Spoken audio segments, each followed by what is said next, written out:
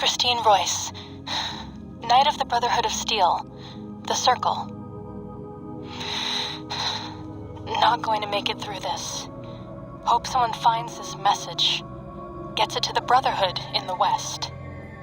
Tracked a rogue Brotherhood elder, Elijah, here to the Big Empty.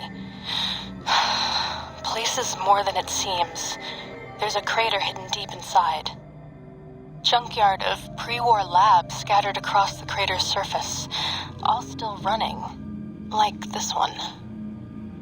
Elijah's dissecting these centers, one by one. Tracked him to an old Chinese-American internment camp. Survivors, ghouls, have bomb collars. Robots moved in when I tried to intercept him. Elijah sent the camp ghouls against us both, like walking bombs. Got hit by the explosions, woke up here. Guess the medical robots were programmed to bring wounded victims from the camp to this center. Some kind of autodoc prototype lab, manned by corpses trapped inside suits that keep them moving. No idea why. Not sure how long I'm going to last. Cut open my head like a lot of the humans I've seen here. Feels strange. Can talk, but can't hack the term.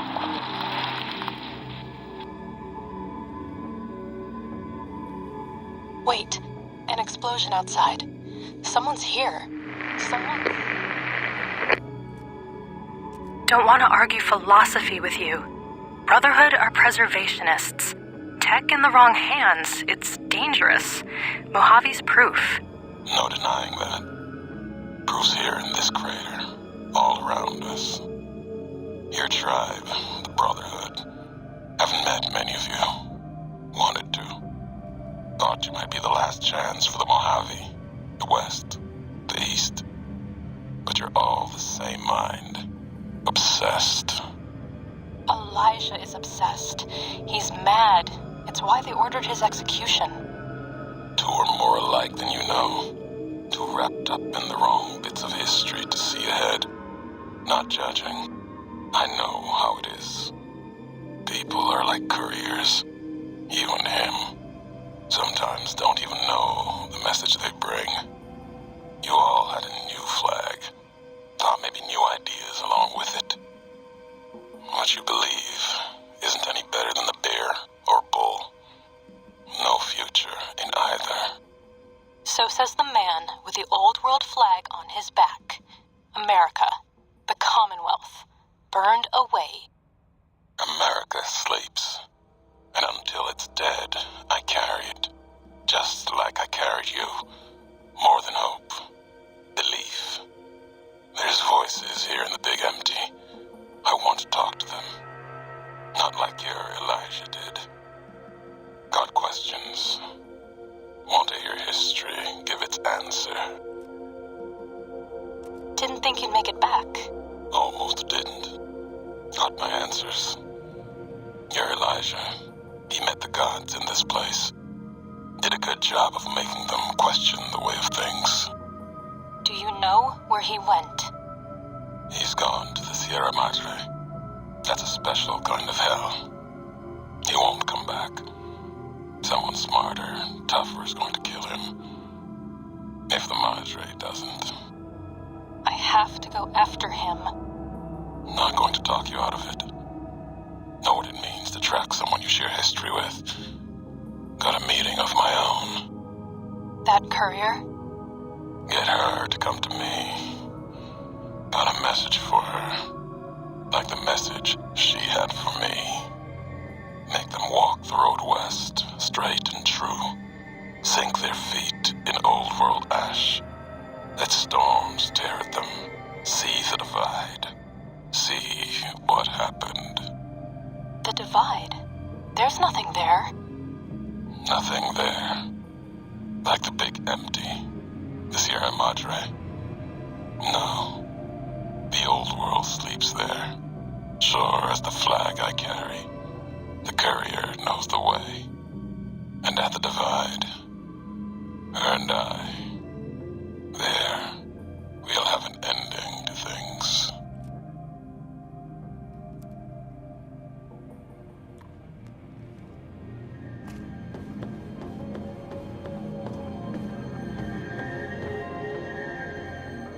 well, look who finally dragged themselves in out of the wasteland. And where have we been, Crawling through pits of radioactive muck again? Ah, well, as to that, you'd be surprised how hard a feminine-sounding voice modulator is to find in the Forbidden Zone. It's not as though brain-sustaining life support tanks grow on trees. I had to take what I could get. Ah, lovely. Figured that out, have we? Would you like a cookie? Well, that's a fine how do you do. Me, quote, dick, unquote, as if I'm the one responsible for the way you carry on gadding about the wastes. I'm not the one that makes us clamber around Technus-infested ancient vaults or go charging off to New Vegas on missions of ill-conceived revenge. And have we forgotten who got us shot in the head and buried in a shallow grave? Do you think I enjoyed that little moment?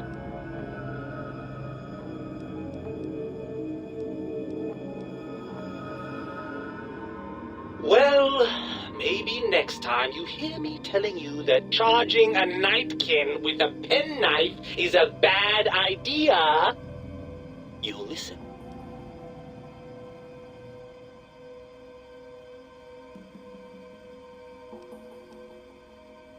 I'm not going to lie to you. The prospect is definitely not that appealing.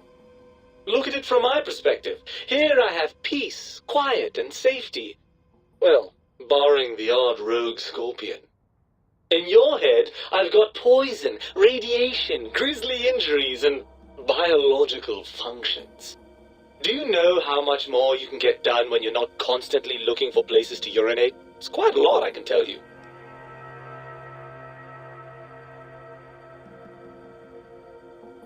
Overrated biological feedback. Believe me, you only feel that way because you've got all that meat. Oozing hormones. I suppose you're right. That does call certain assumptions into question, doesn't it?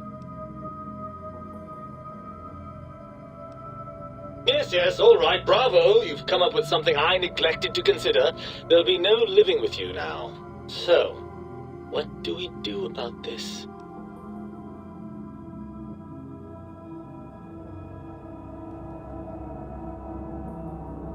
I suppose there might be some advantage to that, yes. There's a chance that the reintegration would create some improved synergy between us. Well, I suppose you've convinced me well enough. I'll rejoin your body if that's your final decision. Unfortunately, before we get to that stage of the proceedings, we have a problem. Even if I could settle myself back in your skull and reconnect all those pesky nerve endings, Dr. Mobius doesn't have the tools here. We would have to make use of Dr. Klein's lab, and I rather doubt the brains are inclined to share.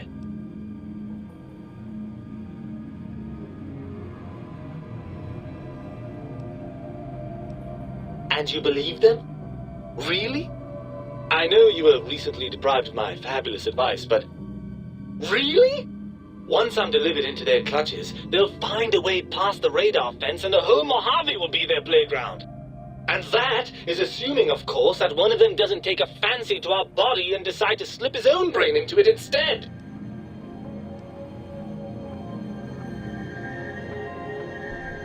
Well, I suppose I do miss those endorphin rushes when we save the day. All right, what's the plan?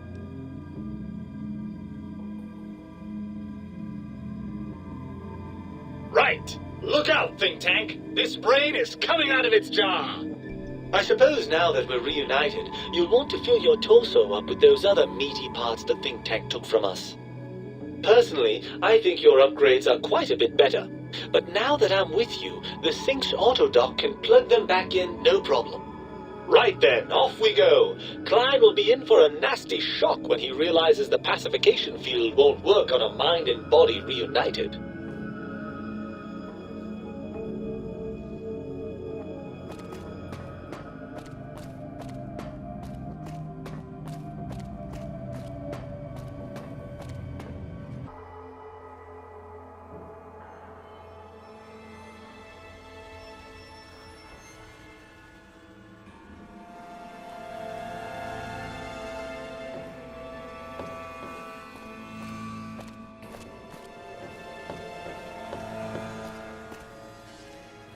lobotomite returns. Our lobotomite.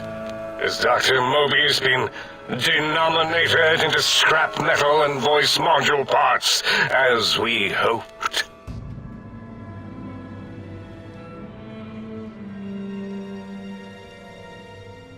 I recommend watching your tone with me, lobotomite. Now, your brain. Hand it over, or we'll extract it again. And what could we possibly have to speak about? You have the brain, we have the technology. All you must do is surrender. With it, we can finally leave this place. I cannot tell you how boring this place gets, chopping up the landscape and everything in it. And we have so many questions to ask your brain first. About this Mojave place. A fertile testing ground for our experiments. Nonsense. Confer, colleagues. Those are two words I do not recognize. Dr. Klein, I must intersect. Please, do not harm the lobotomite. I'm not going to harm it. I'm going to dissect it until it's dead. Why the sudden intersection, Dalla? I cannot stand a sweet breathing organism, breathing in and out to suddenly not breathe. We must keep it alive. For study. Slow study. Dalla, these vocalized pauses are unlike you. What do you care? Klein, this lobotomite, it's a great sounding board. You respect ideology, right? This one's, well, it's got good ideas. Silence, Dr. O. This is a think tank decision. Save your objections until after I have decided our course of action. You know what, Klein? Stick a straw in your tank and suck yourself. Long and deep. And my name is Zero. Yeah, a big, fat zero with a slash through it. The slash as a designator of... Why, that is brilliant. But how did you... The lobotomite taught me that. Taught me a name is more than, that I should take pride in things like names. And you know what? Forget it, Klein. I hate you. And your theory of brain-gill beam oscillation? The Chinese had it first, you copycat. How dare you? Brainial beam oscillation was solely my discovery. I expressly told you that and deleted all evidence to the contrary.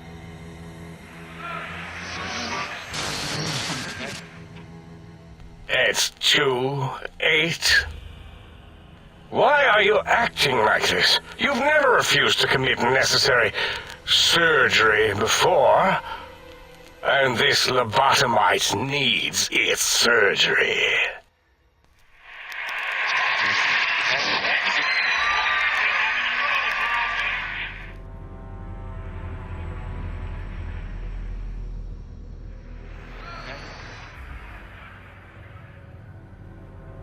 A noble speech, but there is no room in my vocabulators for friend and lobotomite in the same sentence. The very concept, revolting. Perhaps you are irradiated with camaraderie radiation. We have chems for that. We can save you from your emotional addiction. If I may, I feel as if I must be the voice of reason here. This lobotomite is much like us, regarding even animals and pets as nothing more than avenues to promote science. There is good here. Instead of ending its life on the table, we should prolong its suffering in the name of science. Like good old Gabe, the finest of lab specimens. Why am I even listening to you fools? Enough of this mutinous chorus. If there's a word I hate, it's mutiny. And the word jism, which never made any sense to me. It's ridiculous putting j and zm together like that. Nonsense! I count as 5, like the mighty human hand I once had, with its 5 penises clenched in a fist. Nonsense! The mathematics of this situation are on our side, lobotomite. I believe... No, wait. Carry the 2, then... If this were a democracy, I would be concerned. We are too scientific for that. So just surrender. You dare use logic against me? That's no deal at all. There's a whole world beyond the crater, filled with ideas and possibilities. We could have escaped, seen it all for ourselves, tested it, prodded at it, made it squirm.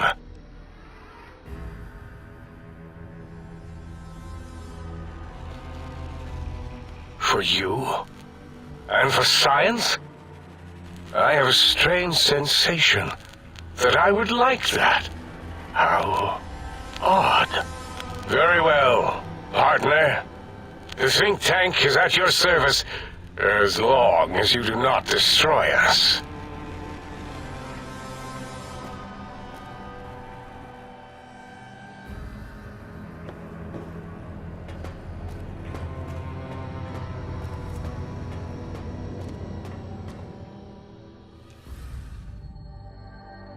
As it had been in the years before the Great War, Big Mountain, the Big Empty, became home to one of the brightest minds of the 23rd century.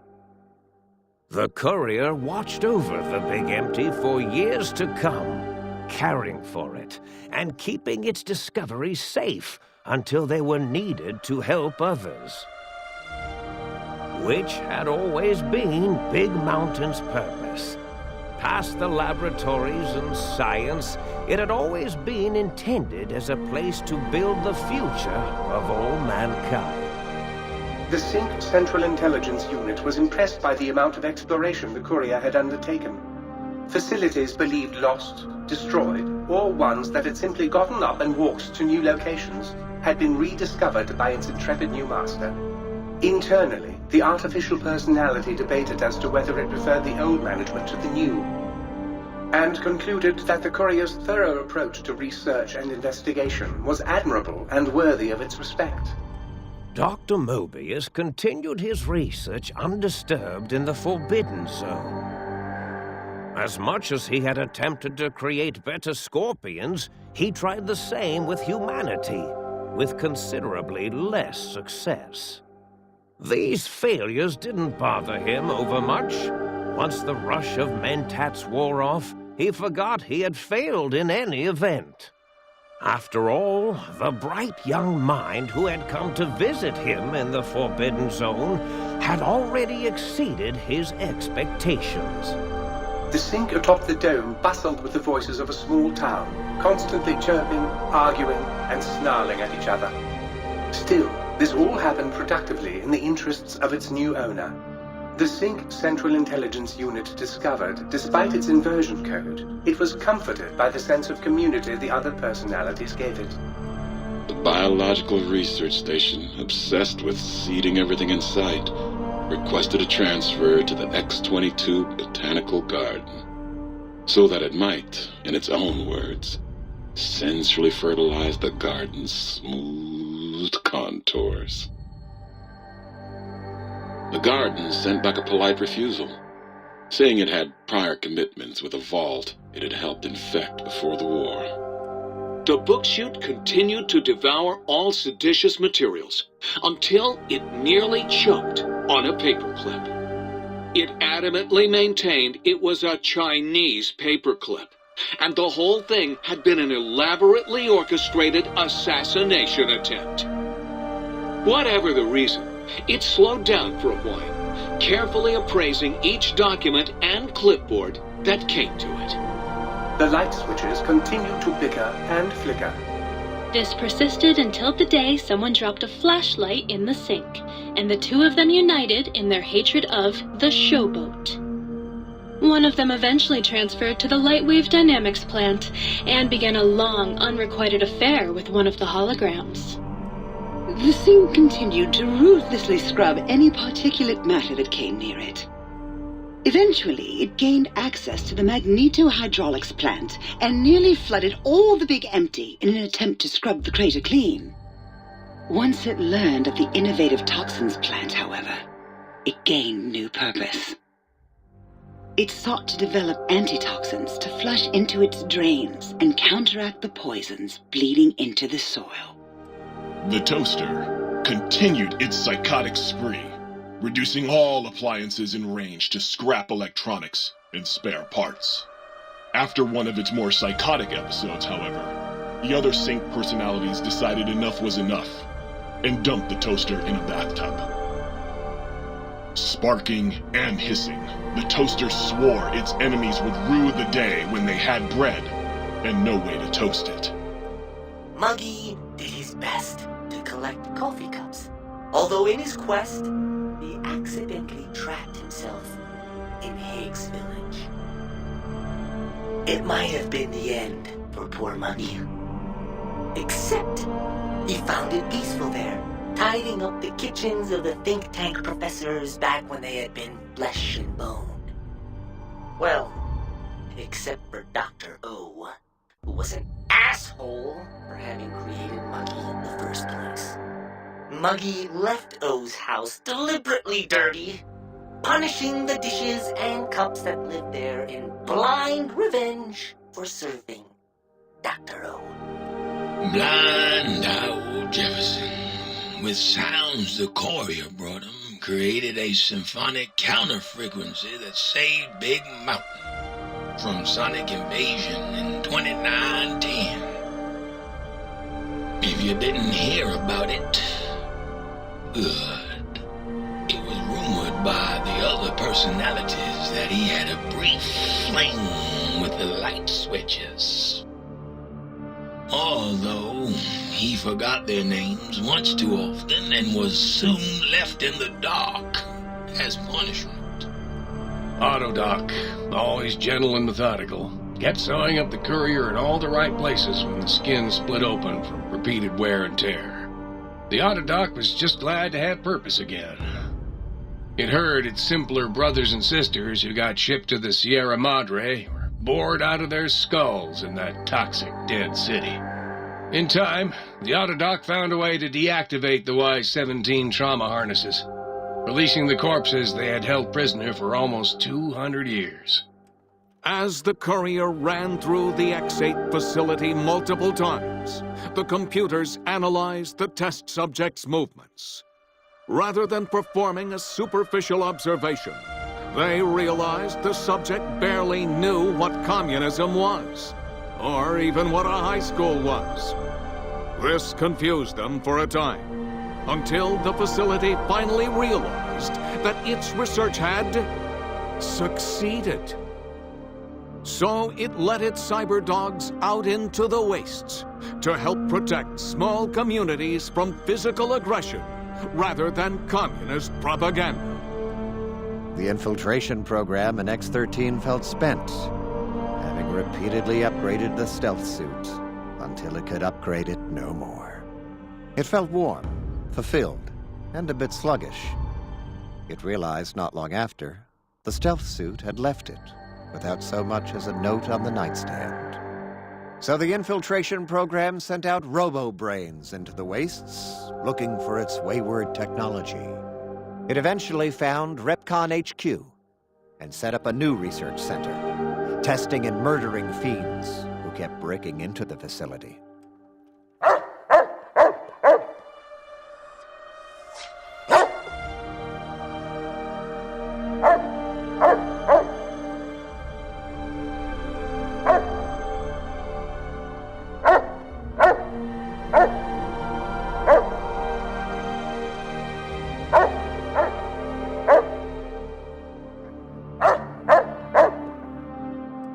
The Courier, organs intact, continued onwards, a little less heavy of step, but with all the organs in the right places, as they should be. After all, brains can develop a life of their own when left to their own thoughts, and the courier's brain was more clever than most. Dr. Klein and the think tank remained alive, unaware of the world outside. They looped through their daily routine, none the wiser about the world beyond, although perhaps wiser was the wrong word. The world outside belonged to the Courier, and if anyone would shape it, well, the Courier had already called dibs. There is an expression in the wasteland, old world blues. It refers to those so obsessed with the past they can't see the present, much less the future, for what it is. They stare into the what was, eyes like pilot lights, guttering and spent, as the realities of their world continue on around them. Science is a long, steady progression into the future. What may seem a sudden event often isn't felt for years, even centuries to come. In the times following the Second Battle of Hoover Dam, however, old world blues took on a new meaning. Where once it was viewed as a form of sadness, nostalgia, it became an expression describing the potential for the future. It can be easy to see science as evil, technology unchecked as the source of all ills, all misfortunes. With the Courier at the helm, science became a beacon for the future. There was old world blues and new world hope.